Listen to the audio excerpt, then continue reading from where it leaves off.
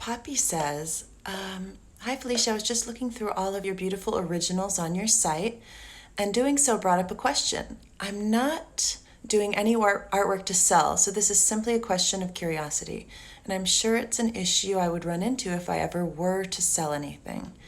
Do you find it easy or hard to part with your paintings, especially those done in the most personal subject matter? I think a lot about how we draw or paint to capture, maybe even to hold on to something personal for ourselves, and that is usually when art is the most satisfying and successful. All right, well, you're saying a lot of really personal things, so I'm just gonna take it from here and tell you my experience, which is maybe a little different from yours. I no longer find it difficult to sell my artwork. The only time that I don't want to sell something is if I'm working on a series. Like right now, I have a painting that isn't quite finished and I have someone who would like to purchase it. And it's a new exploratory painting. It's still, I don't know what it's going to be. And so I put it on hold to start a few other paintings to make a series so I could explore it. And so that I'm not ready to sell it.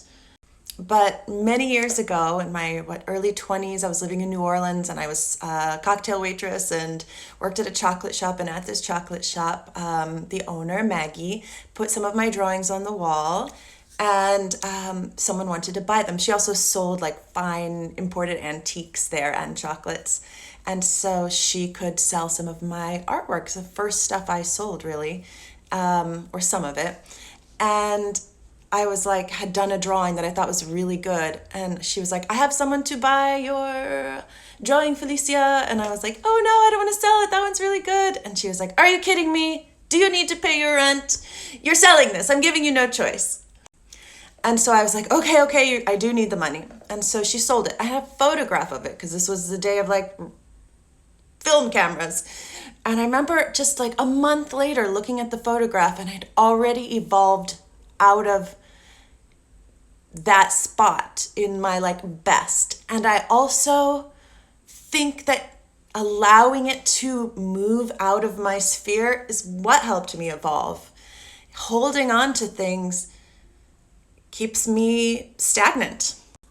For me, the painting is a product of the thing I'm doing. The thing I'm doing, my work, my life is to make something, the process of creating something. It's my experience. The painting is just like a byproduct. It's not the point for me. So it's important actually that I let them keep moving away so that I have space to keep learning.